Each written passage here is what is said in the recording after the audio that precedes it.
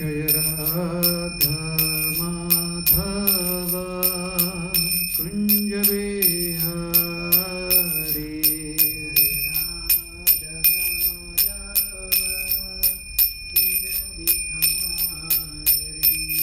Jaya Radha Madhava Kunja Vihari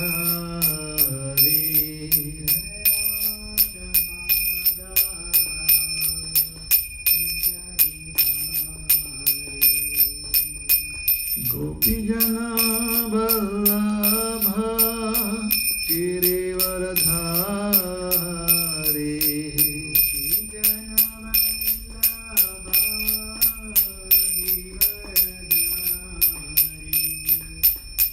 Gopijana Vallabha Girivaradhari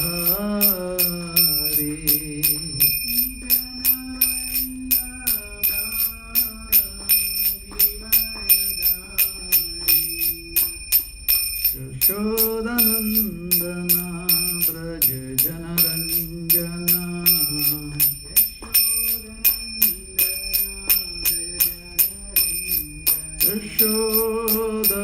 Yashodanandana Braja Janaranjana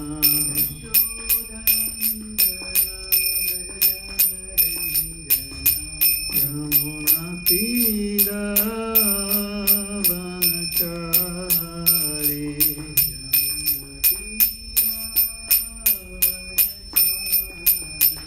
Yamuna Tira Vanachari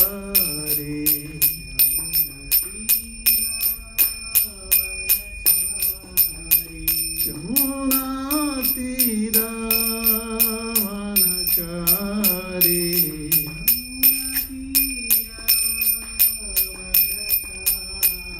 Jaya Radha Madhava Kunja Vihari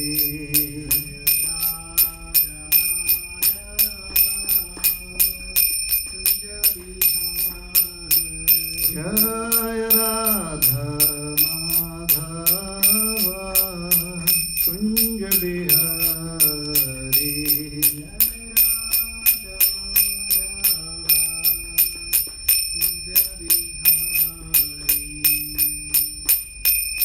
Hare Krishna, Hare Krishna, Krishna Krishna, Hare Hare, Hare Rama, Hare Rama, Rama Rama, Hare Hare.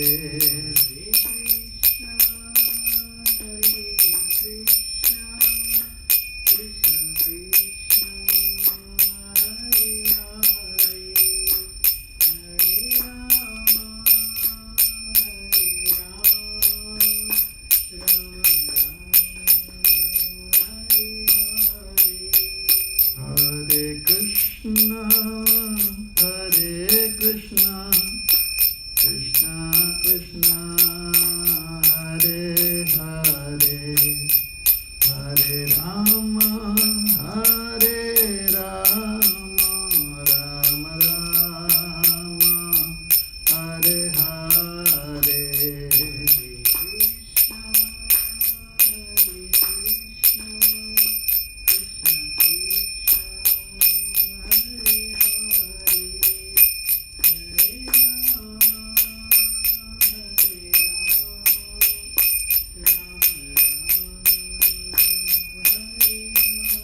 Hare Krishna, Hare Krishna, Krishna Krishna, Hare Hare, Hare Rama, Hare Rama, Rama Rama, Hare Hare.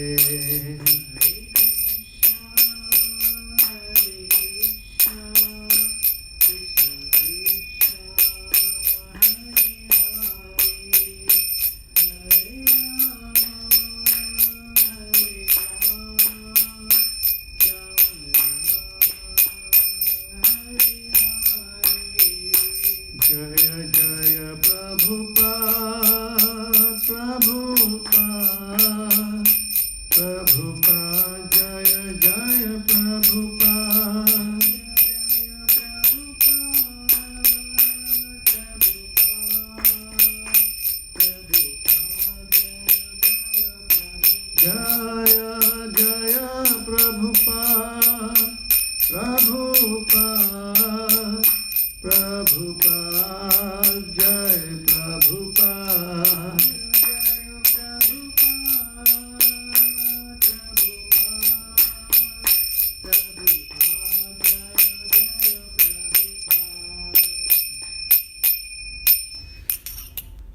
Jayam Vishnupad Paramhangsa Parivajikacharya Stotar Shatashri Srimad His Divine Grace Abhay Charanarvind Bhakti Vedanta Swami Maharaj Srila Prabhupada Ki Jai ISKCON Founder Acharya BBT Sansthapak Acharya Srila Prabhupada Ki Jai Ananta Koti Vaishnav Bhakta Vrinda Ki Jai Jai Nitai Gaura Premanande.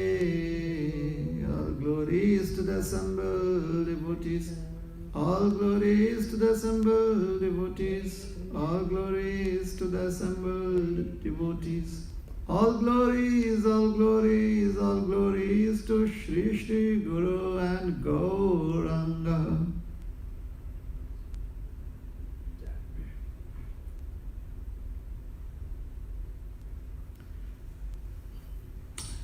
Om Ajnanatimirandhasya Jnananjanashalakaya Chakshurunmilitam Yena Tasmai Shri Gurave Namaha Shri Chaitanya Manobhishtam Sthapitam Yena Bhutale Swayam Rupa Kada Mahiyam Dadati Swapadantikam Namam Vishnupadaya Krishna Presthaya Bhutale Srimate Bhakti Vedanta Swami Niti Namine Namaste Saraswati Deve Gauravani Pracharine Nirvishesha Shunyavadi Paschatya Deshatarine Vancha Kalpatarubhyascha Kripa Sindhubhya eva cha Patitanam Pavanebhyo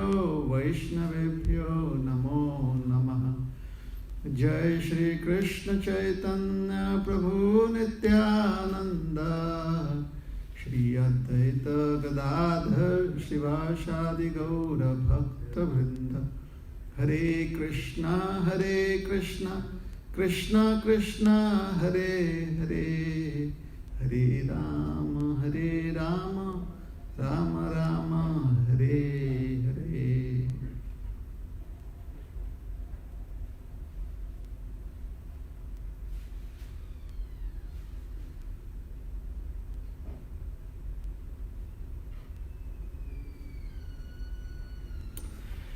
Hare Krishna.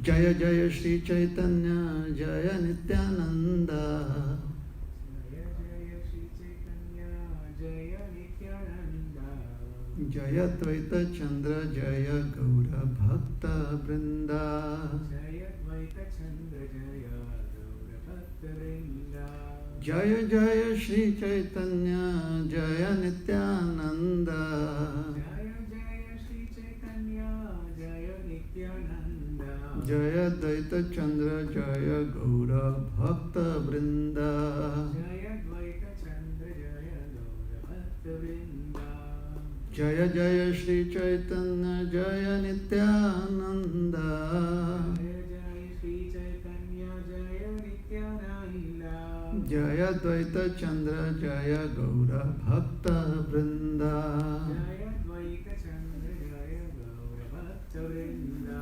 Hare Krishna. Hare Krishna. So, Sri Chaitanya Mahaprabhu had transformed the heart of the local government authority, the Qazi, and now all the devotees, they had received or the orders wherein chanting of the holy names of the Lord was to be done in restricted conditions, those orders were revoked. And there would no longer be any more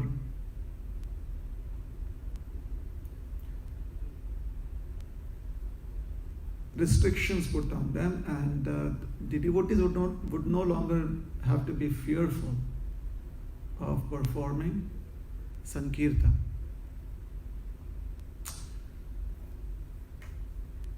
So during the day, Lord Chaitanya and the devotees would perform Kirtan in the streets of Navadvip, and at night they would still have the private Kirtan at Srivas Thakur's house. So every evening the devotees would come together at the house of Srivas Thakur, and in the courtyard of Srivas Thakur's house they would spend the entire night chanting the holy names of Krishna. Lord Chaitanya, Lord Nityananda would dance, and sometimes Vakreshwar Pandit would dance, and there would be Haridas Thakur, he would dance, and Advaita Acharya would dance, and Murari Gupta would sometimes lead Kirtan. At other times it would be Govinda Ghosh who would lead Kirtan. At other times Srivas Thakur would lead Kirtan. So the devotees would be immersed in bliss, and they would never get tired of these evening Kirtans that would happen at Srivas Angan. However, there were still a few people who were envious of Srivas Thakur. Since the time Chaitanya Mahaprabhu had visited the house of Chandakazi, and he had, through his discussions with Chandakazi, transformed the Kazi into respecting the holy names of the Lord, and the Kazi respected the performance of Sankirtan. Most of the opposition in Navadvip went underground.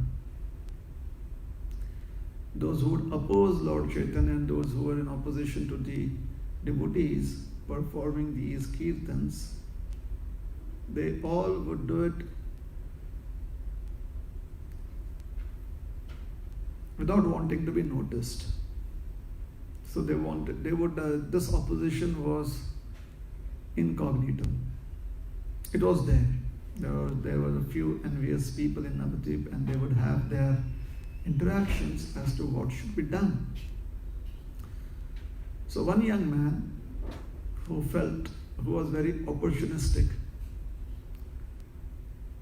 and proud of his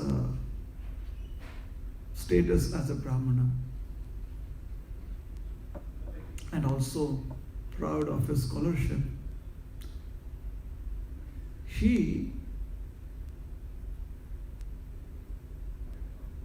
felt that he should come up with some idea that would bring Srivas Thakur down, because that is where the Sankirtan was being performed. So he wanted to target Srivas Thakur, and he tried to malign the image of Srivas Thakur.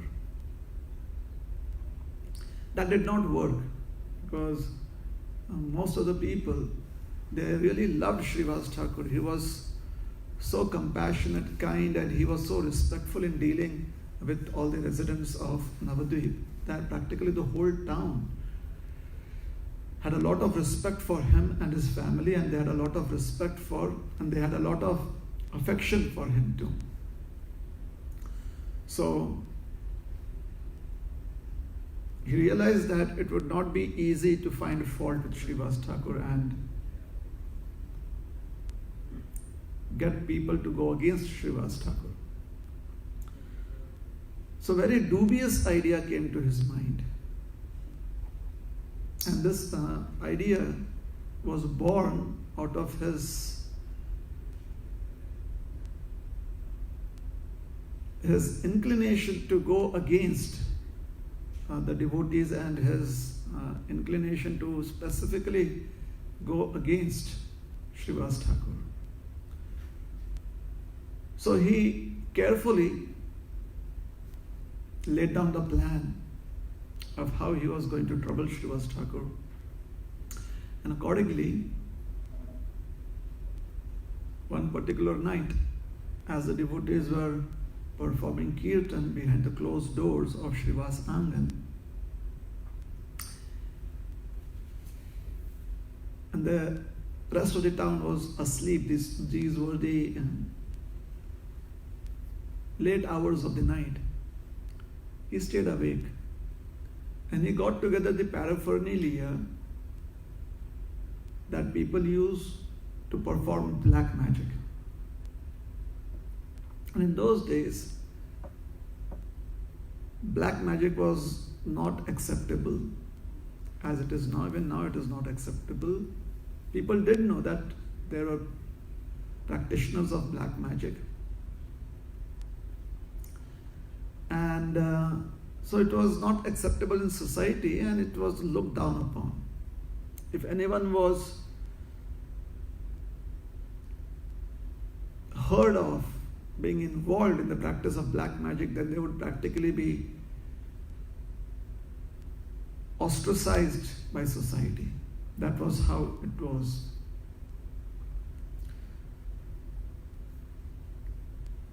So he got together the paraphernalia that would generally be used in the performance of black magic. Articles such as flesh, cooked flesh, raw flesh, and raw blood, then kumkum powder, black cloth, oil, and various other voodoo things, some other things that would stand out as the paraphernalia for black magic. So he collected all of these things, and in the dead of the night, in the late hours of the night, he kind of threw all of this paraphernalia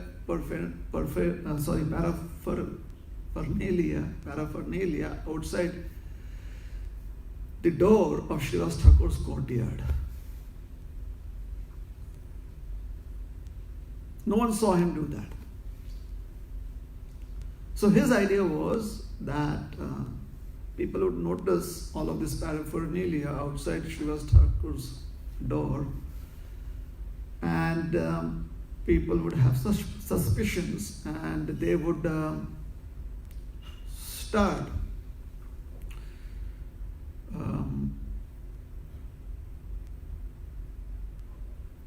having these people would be suspicious of Srivas Thakur, and they would want to take action against Srivas Thakur. In this way, Srivas Thakur's reputation would be destroyed. So this was his whole plan. The next morning, once Kirtan was over, Srivas Thakur, he opened the doors of the courtyard, and there he saw all of this paraphernalia, and he started laughing, and he said to all the devotees who were there, and he spoke out loudly to any neighbors who were early wakers, who had woken up early in the morning. He spoke out loudly so that everyone could hear. He said, "Just see, this is what I do in the dark hours of the night. I worship this, the Lord of Darkness. I worship the black, the energy, the dark energy of creation, and I practice black magic." And when his words were heard by the neighbors, they were all very shocked. that this paraphernalia was in front of Srivas Thakur's house. And they immediately came and they begged forgiveness from Srivas Thakur. They said, we are so very sorry that some envious person has tried to malign your image and has come up with this really nonsense thing. It is totally unacceptable. We will launch an investigation to find out who has done this. And please, Srivas Thakur, please forgive us for this transgression on our part. We know that you are a very saintly personality. We know that you are a devotee of Lord Krishna, and you do not involve yourself in these practices. You have a very, very simple and pure lifestyle. We know that you follow the regulative principles, and here we can see there is liquor, there is flesh, there is blood, there is those other things, black cloth, oil. So we know that you do not drink, we know that you do not take any intoxication, we know that you do not eat meat, you do not eat cooked flesh. So this is someone's cruel intent. Somebody wants to hurt you. And Srivas Thakur, he was simply laughing, and he kind of said, it's all right, don't worry, So none of the people of Navadvip believed the fact that Srivas Thakur, despite finding all the evidence there, despite finding what seemed to be an evidence, they were all totally sure that Srivas Thakur could never be involved in any such activity. This was the kind of confidence they had in Srivas Thakur. And then the neighbors, they personally came and they cleaned away all of that paraphernalia, and they sprinkled auspicious articles to purify the ground, to purify the earth where all of this paraphernalia was put. And once again, and they begged forgiveness from Srivas Thakur. So when Lord Chaitanya, he came to hear of this, he was very much concerned. However, Srivas Thakur, he convinced him that, my dear Lord, everything is all right, we can still go on doing kirtan. In the meanwhile, this person who had made this devious plan and executed it, his name being Gopala Chapala. 3 days and 3 nights since this incident happened, after 3 days and 3 nights, he contracted leprosy, and a very virulent form of leprosy. Within a week's time, his strong, healthy, and beautiful body was covered up with putrid and foul-smelling sores. And each of these sores was extremely painful. He couldn't really sleep, he couldn't really sit. The sores were all over his body, and his body was practically rotting. And specifically, the disease had afflicted his nose, and his nose had melted away. There was just a hole in his face where his nose was. And Gopal Chakravarti was very, very proud of his beauty, of his physical beauty. And of all of his bodily limbs, he felt his greatest attraction was his nose. And many people felt that he had this royal nose, he had this very beautiful nose, and now his nose was gone. It had been eaten away by the organisms, the germs of leprosy. It had been eaten away by all of those, the bacteria. And it had left a gaping hole where his nostrils are. And the rest of his body was filled with pus and blood. it was infectious and there were worms, and within a week the town, they decided to throw him out of the city limits. They told him to go and live in the leper colony and not come into this town.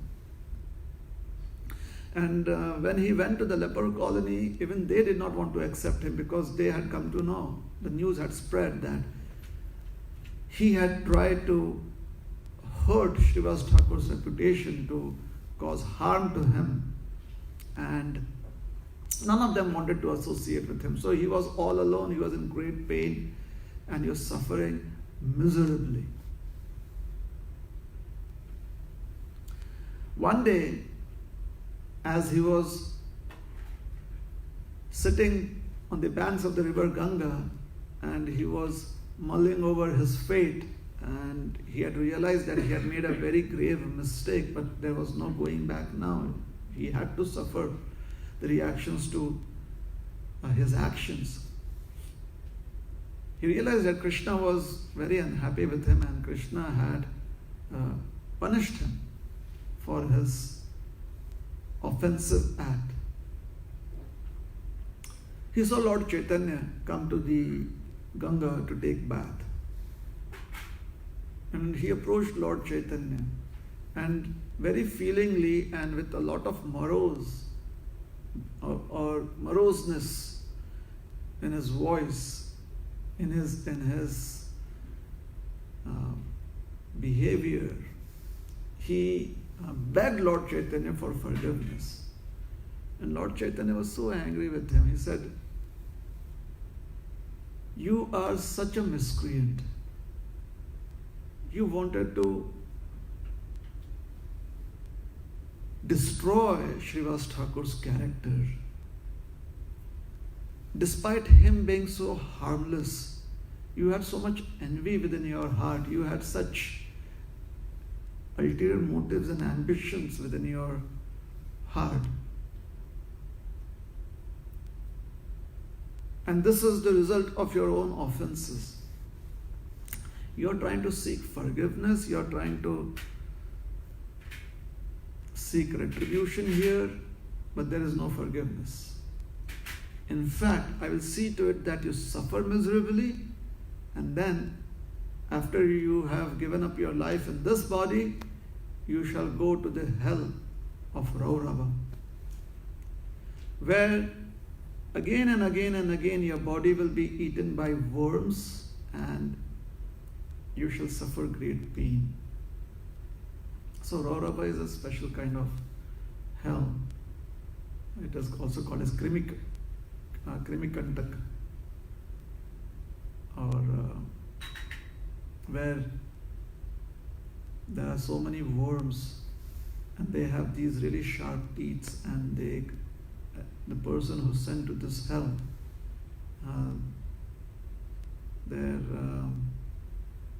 these worms, they constantly bite you and they eat away your flesh, and you suffer miserably.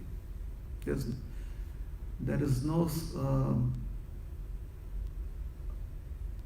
constant suffering in this hell.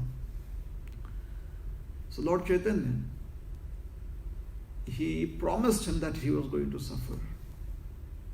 He declared that he would suffer for a long, long time for his offense towards Srivas Thakur. And then Lord Chaitanya would not hear another word. He just left him and walked away. So now Gopal Chakravarti, he realized that the only shelter he had was chanting of the holy names. There was nothing else that he could do. So he constantly chanted the holy names of the Lord, and that was his only shelter, because he had been castigated by people, and he was being completely neglected by society, and society had rejected him, and he was suffering. He could not sleep. He practically did not have much food to eat. He had lost all of his property. He had practically nothing, and he suffered for years and years and years. His death wouldn't just come to him. Just went on suffering and suffering and suffering. A very, very extreme example of what happens when one feels envy towards a great personality who's serving Krishna. We don't really have to wonder as to what would happen to someone that is envious of Krishna's devotee. Sooner or later, that devotee is going to, or that person with envy in one's heart is going to suffer, and the suffering would be very, very miserable. The person would suffer great misery. So the scriptures again and again warn us that we completely focus our attention on practicing Krishna consciousness. We should be so engaged in practicing Krishna consciousness, we should be so engaged in serving in so many various ways, serving the Supreme Personality of Godhead, that we have no time to let our hearts open up to such negative qualities. Sometimes, as practicing devotees, we hear about offenses and we become fearful of committing offenses. When a person is fearful of committing offenses, that means a person has a lot of time on his or her hands. They are not properly engaged in serving Krishna, and that is why fear enters their mind, because what if we commit an offense towards a devotee, especially a very great personality. Like Srivas Thakur was a very great personality, and the reaction was very severe for Gopal Chakravarti. However, a devotee should never have fear while practicing Krishna consciousness in one's heart. Should never have fear in one's heart. The heart should be filled up with so many desires to serve Krishna, and to serve the devotees of Krishna, and to serve the preaching mission of Krishna, of Lord Chaitanya Mahaprabhu. The more we think about, the more we have plans, or we think of options of how we can do service in Krishna consciousness, the less we have time to think of anything else. And when we do not have sufficient time to think of any other subject matter, the chances that we are going to be competitive with someone else and have unhealthy competition is much less. There are so many services in Krishna consciousness where there's sufficient room for unlimited devotees to render service. There's never ever any constraint of space or time in rendering services to Krishna. It's not like, oh, now I don't have any service, now all the services have been taken up. That never happens in Krishna consciousness. I mean, this situation is completely impossible, to not have an opportunity to serve Krishna. Even in this material world, there would never be a time when there is not sufficient opportunity to serve Krishna. So the only thing that could stop us from rendering service to Krishna is our own limitedness. That could stop us from serving Krishna.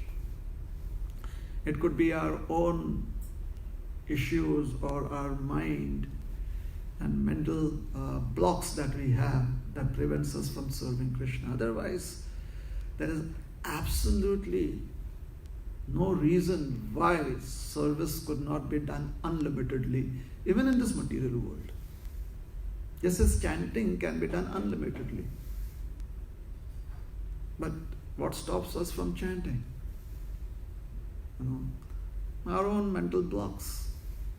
It's like if somebody is chanting 16 rounds, then they think we should stop now because we've done 16 rounds. Somebody else is chanting 32 rounds. They think, oh, we've done 32 rounds, we should just stop. Somebody else is chanting 80 rounds. Somebody chants 128 rounds a day. There are many stories of people doing that, and then they stop. Because we've done so many rounds. People figure out a way how they can chant more rounds in lesser time, because they feel that doing more rounds is what is helpful. What is really helpful is not to feel tired about chanting the holy names of the Lord. Not to feel that we are done with chanting the holy names of the Lord. And to be able to have that kind of consciousness is possible only when there is the sincere humility within our hearts. There is this sincere determination within us. And there is this ability to be tolerant in this material world. Like sufficiently and solidly tolerant in this material world. Chaitanya Mahaprabhu expresses that in the Sikshashtak Pranadapi Shunichena. That is humility. Taroreva Sahishnuna, there is tolerance. Amanina Manadena. Not wanting to be disrespectful towards others and expecting no glory in return. Not expecting any respects from any entity, from Lord Brahma down to the ant. Not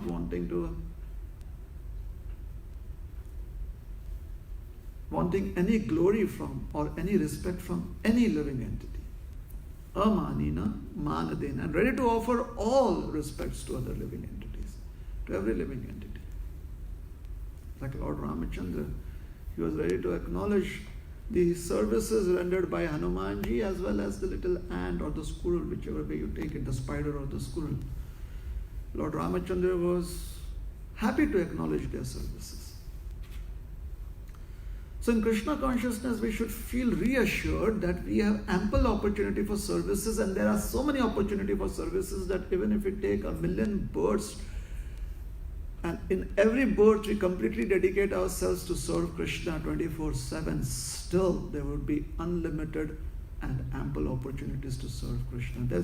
That is just how the world of Krishna consciousness is.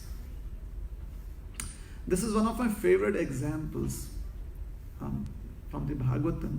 There's a description of the kingdom of God, and there the description is that in the kingdom of God, everything is spick and span. Everything is like really, really clean. Even the dust there is very clean. Like clean dust. They are kind of stamped, every dust particle has this stamp on it, certified clean. There's no dust allergy there in the spiritual world. There's practically no uncleanliness, nothing dirty in the spiritual world. And still, the goddesses of fortune, and thousands of them, each one of them has taken a broom in their hands and they're sweeping the streets, so that when the Supreme Lord, he passes down that street on his chariot, he has a very wonderful time. So the spiritual world is a clean place, and still the goddesses of fortune find an opportunity to render service, brooming the streets of the spiritual world of the kingdom of God. And that's an amazing idea. I mean, how do you even comprehend that? It's so incomprehensible,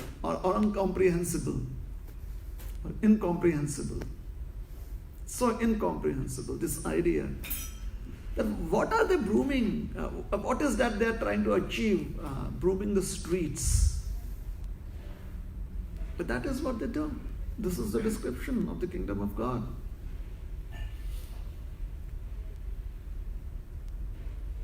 So even in the spiritual world, Lakshmi Devi also finds, or these various Lakshmis, they find this opportunity to render service. It's like cleaning your heart. Is there any limit to cleaning your heart? Like today morning I cleansed my heart and I feel very good. So, is there any room for more cleansing? Obviously there's room for more cleansing. Similarly, cleaning the temple hall, you clean the entire temple hall, the temple room, you clean the other premises. Is there room for more cleansing? Yes, there is room for more cleansing. And Lord Chaitanya, he called together all the devotees and they were cleaning the Gundicha temple. Oh my God, that was intense cleaning.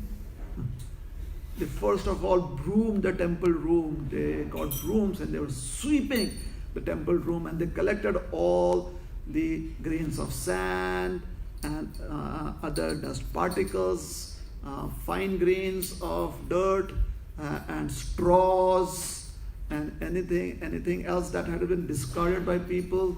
And then they cleaned the outer grounds of the temple, and then they actually used the brooms to kind of broom the walls and the ceiling. Growing up in India, I know those long brooms he used to kind of clean the ceiling. They did that. And then Lord Chaitanya said, we have to do it again. But this time you have to look into every single crack. So there were tiles, and there were, this temple is built of stone. The floor is also kind of made of stone blocks. So over the years, cracks have formed in between the stone blocks. So look into every single crack. Just imagine all these wooden structures and the design. So you look into every single design and every single corner of that design, every small aspect of every single design there. And you use your fingers and you use a very fine brush and you dust it. That cleaning could go on for an entire lifetime and much more, I guess. There's no shortage of service. Just take the door, like cleaning every single design that is there on that door. It could take hours and hours and hours and hours and hours. And then Lord Chaitanya says, no, we have to now cleanse the floors and the walls and the ceiling with water. And then they sweep out all the water and they take it outside the temple, like streams of this water flow out of the temple. And the Gundicha temple is huge. Then they clean the outer grounds of the temple, like the courtyards, the lawn, the front yard, the backyard of the temple. And then they decide to clean the Narasimha temple also. That is besides. Thousands of devotees did that task. And finally they were so tired, and taking compassion on them, Lord Chaitanya said, all right, now let us go to the Jagannath Vallabh gardens and take prasad. And devotees like, wow, that was some cleaning. So in Krishna consciousness, we shouldn't be fearful as long as we are engaging our time in serving Krishna. And when a devotee is engaged in serving Krishna, there is not much opportunities to notice anything else. It's like chanting, when you're focused on a chanting, then good chanting is supposed to be when you don't get distracted by another person or by any other thoughts. Your mind doesn't wander. That is called as good chanting. So that is also what is good service. Good service is where your mind doesn't wander anywhere else. So if the mind is not wandering towards unnecessary objects or towards unnecessary motives, where is the question of trying to hurt another person or another living entity? Where is the question of trying to offend another person or another living entity? The opportunity to commit offenses arises when one is not completely engaged. So that is the only solution. The only solution of being safe from offenses and being safe in one's practice of Krishna consciousness is to render service constantly. However, if one is not able to do that, then the only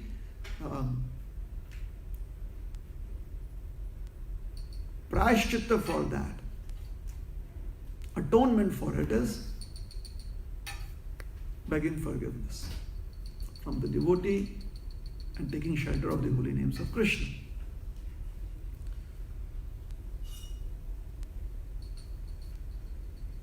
So, Manina Manadena Kirtaniya Sada Harihi. So the goal of chanting the holy names of Krishna, or when we chant the Hare Krishna Mahamantra, we should always remember the goal is that we want to render service 24/7. That is a goal that we want to achieve. We want to be constantly immersed in Krishna. Like once somebody asked Srila Prabhupada, what is Krishna consciousness? And Prabhupada said, Krishna consciousness means being conscious of Krishna. So it's not about how much time we've spent rendering service, how much time we spent chanting Hare Krishna, how much time we have spent reading the Srimad Bhagavatam. It's not about how much we've done. It's about how much more we want to do. Like Rupa Goswami says that whenever I chant the holy names of Krishna and it enters into my ears and it is being vibrated by my tongue and entering into my ears, then I have this insane desire. I desire to have thousands of tongues so that I can, with all those tongues, I can feel the sweetness of the names Krishna, these two syllables. And I desire to have millions of ears so that with those ears I can drink in the nectar of the holy names that I am chanting. And in this way, when the holy names enters into the courtyard of my heart, it conquers over all of my senses. Jai Shri Radha Nilamada Bhagwan ki jai. Thakur Haridas, he similarly, when Lord Chaitanya offered him the proposal that you may reduce your chanting, Thakur Haridas says, actually, chanting the names of the Lord is not difficult for me. It is just that my mind is inattentive. No, I can easily go on chanting her. And he was breathless. Due to his old age, Thakur Haridas would be feeling very breathless. It was not easy for him to physically utter the holy names of Krishna, but that is what he felt.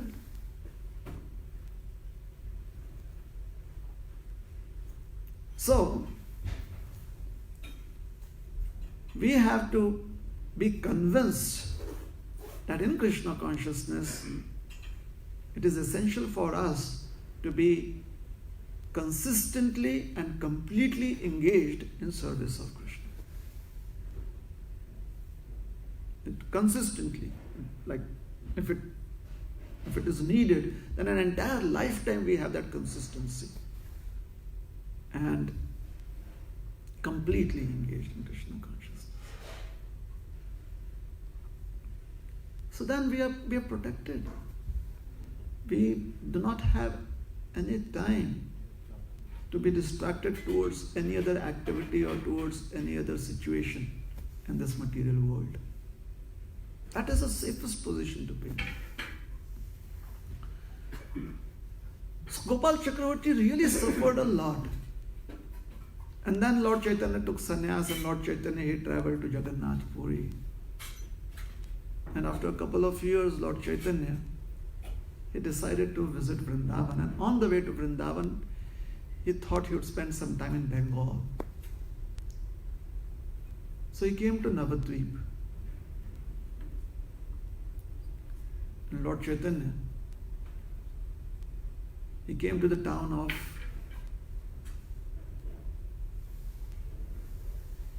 to the island of Koladvip. And there he performed this beautiful Sankirtan. And hundreds upon thousands of devotees, they approached Lord Chaitanya and they begged him to give them shelter and give them mercy. And he gave so much mercy, unlimited mercy, to so many living entities. And specifically, there were so many people who came up to him and they said, we have committed an offense towards some devotee, please forgive us. And Lord Chaitanya said, forgiven. And somebody else came and said, we have hurt another person and please forgive us. And Lord Chaitanya gave forgiveness.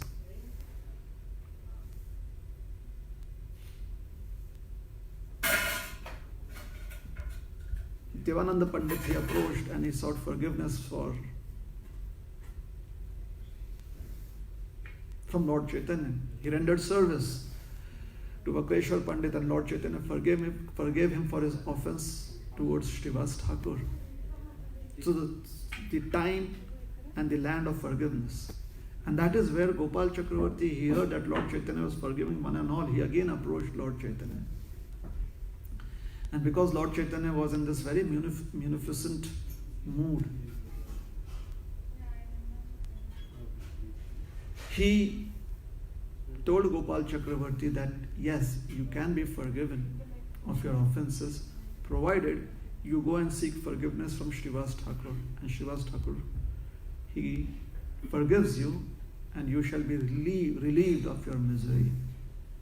So he goes to Srivas Thakur's house, and Srivas Thakur immediately he forgives him.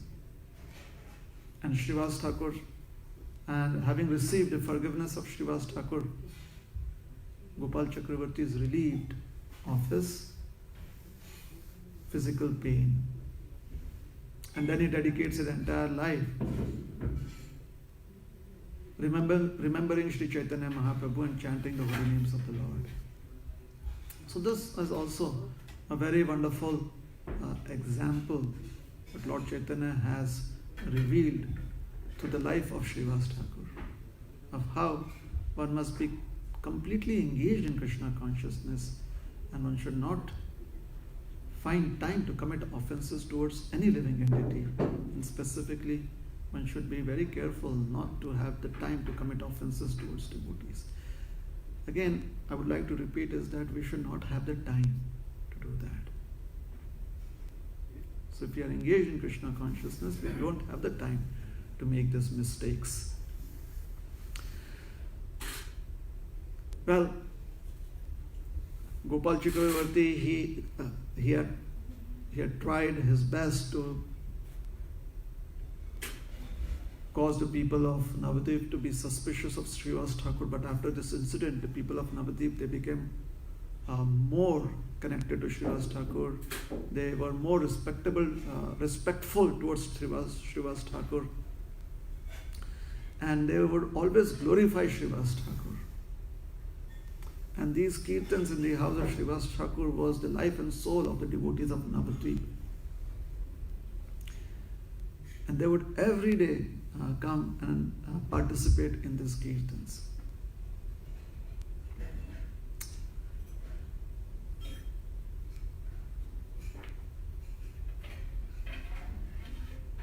There are so many pastimes that have happened in the house of Srivas Thakur. Innumerable pastimes.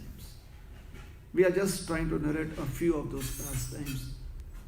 So just because they are so beautiful, just because these pastimes are so attractive, these pastimes really melt our hearts. And we also learn so many lessons from these pastimes.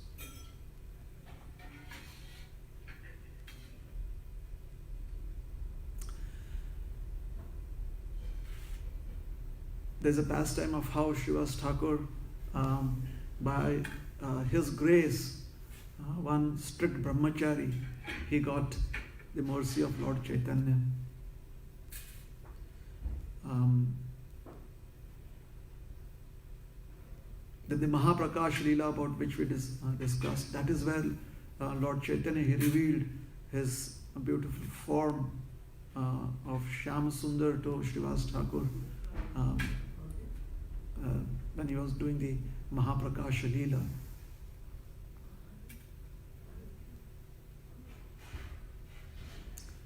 During one of those kirtan pastimes, when kirtan would happen in the house of Srivas Thakur, the only son of Srivas Thakur passed away. And that was a very difficult time for the family members of Srivas Thakur, because the child passed away while Lord Chaitanya was doing kirtan. It was in the evening, and the ladies, and especially Malini Devi, the wife of Srivas Thakur, they felt so lost that this child had passed away. They felt such sadness within their heart and such pain that they were crying. However, at the same time, they were also so much concerned about Lord Chaitanya's kirtan that they were trying to hold back their tears and they were trying to cry softly. So it began with soft crying and the volume was very, very low. But then the emotions became so overwhelming that the volume of their cry increased. And Srivas Thakur would always, if he was not leading kirtan, if he was not singing, or if he was not dancing, and if he was not within the inner circle, then he would try to see if everything was, if devotees were feeling comfortable doing kirtan or not. So he would always be very observant. So this night, when the ladies in the inside chambers were crying incessantly, they had just seen the child pass in front of their eyes. Srivas Thakur heard these sounds coming from the inner rooms of the house. And he was concerned because these sounds were not very much in sync with the Sankirtan that was taking place in the courtyard of Srivas Thakur in the Angan. So he immediately went into the inner rooms to investigate, and there he saw all these ladies crying, and he asked, "Why are you crying?" And Malini Devi, she could not speak. She had tears in her eyes, and she saw her husband walk in, and she was feeling the pain of separation from her only child, her only son. So she couldn't speak. Another lady who was there, a family friend, she informed Srivas Thakur that your son has passed away, your only son has passed away. And as soon as Srivas Thakur heard that, he felt very compassionate. He could feel, he could understand the pain and the suffering that the family members are going through. At the same time, he was very, very concerned that Lord Chaitanya should not stop his kirtan pastimes. He was very much concerned about that. So no sooner did he receive the news that he immediately told the ladies of the house that since the child has already passed away, we can always express our sorrow at a later time. So I would request you, I don't want you to stop expressing, I don't want you to in any way stop the sorrow that is there within your hearts. I don't want that to go away. All I want you is to please keep this sadness to yourself. Please try not to express it out aloud, such that it disturbs the devotees outside who are with Lord Chaitanya performing kirtan. And specifically, please let this news not reach Lord Chaitanya, because right now he's so much engrossed in kirtan. I do not want him to be distracted by any other news. So in a strong voice, he, or in a very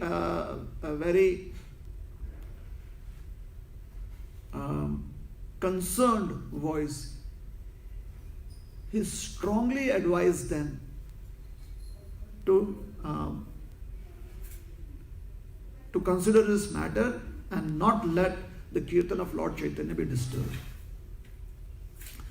And then he goes out and he becomes totally involved with the kirtan. So the ladies of the house could understand what he wants of them, and they could understand that this is the right thing to do. So they kind of held back all those emotions. They held it back, and so that they could express it at a later time. However, towards the middle of the night, Lord Chaitanya, he stopped the kirtan and he said, something inauspicious has happened in this house. And I feel that I am not being informed about it. I don't feel the same kind of happiness that I feel every night while doing kirtan here. And Srivas Thakur, he said, my dear Lord, there is nothing auspicious that can ever happen where you are present. Wherever you are present, wherever your lotus feet is present, that is where all auspiciousness exists. So please be assured that there is nothing inauspicious that has happened in this house. So Lord Chaitanya said, if you are saying so, Srivas, I accept it. Let us start kirtan again. And Lord Chaitanya started dancing, and within a couple of minutes he stopped his dancing, he stopped the kirtan, and he said, no, I think something inauspicious has happened in this house. And when the devotees heard Lord Chaitanya being concerned, one of them decided to make him aware of what was the reality. So one devotee, he informed Lord Chaitanya that Srivasa's only son, his only child, has passed away. And Lord Chaitanya said, when? And they said, some time ago, a couple of hours ago. And he said, a couple of hours ago? Why didn't somebody tell me about it? And they said, well, Srivas Thakur, he ordered us that none of us should let this news reach you, because he wanted you to just go on doing Sankirtan as you are so immersed in chanting the holy names of the Lord and in dancing. And Lord Chaitanya had tears in his eyes. The first thing that Lord Chaitanya did was, he went into the inner rooms and he saw Malini Devi there, and he consoled her with his compassionate eyes. He walked up to the child, sat down beside the bed on which the child's body was there, and he touched his forehead softly, and he spoke to the child, or he spoke to the body that was lifeless. He said, oh child, come back from where you have gone, and please tell us what happened. And to everyone's amazement, the child came back to life. The child sat up and looked around, and Lord Chaitanya asked the child, why did you go away? Why did you leave this place? You are here in the house of Srivas Thakur, why did you leave? And the child with folded hands said, my dear Lord, by your grace, by your mercy, I had the opportunity to take birth in the house of Srivas Thakur. And here I had the blessing to see your beautiful lotus feet, and to see those feet dance in kirtan. Now, my life here at the house of Srivas Thakur is over, and I have to move on according to the rules, according to my destiny, and according to the laws of this material world. I have to move on and go to another place. My journey here in Srivas Thakur's house is over. However, I depart feeling very fulfilled. I depart feeling very blessed. I depart feeling very fortunate. And in gratitude, I leave this place for having this opportunity to associate with you, to associate with all these great devotees, and to have Srivas Thakur as my father and Malini Devi as my mother. I express my gratitude to have that opportunity. I seek all of your blessings, as is the arrangement of destiny. Please let me go to my next destination. And oh, there's a question that has come in? Yeah. Okay, I'll just complete this last time and then I'll take the question.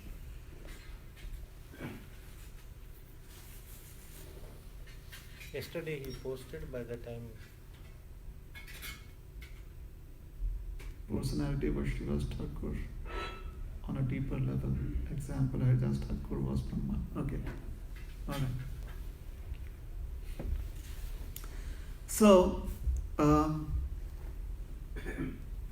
Srivas Thakur and the others, when they heard the child speak like that, their hearts were completely pacified.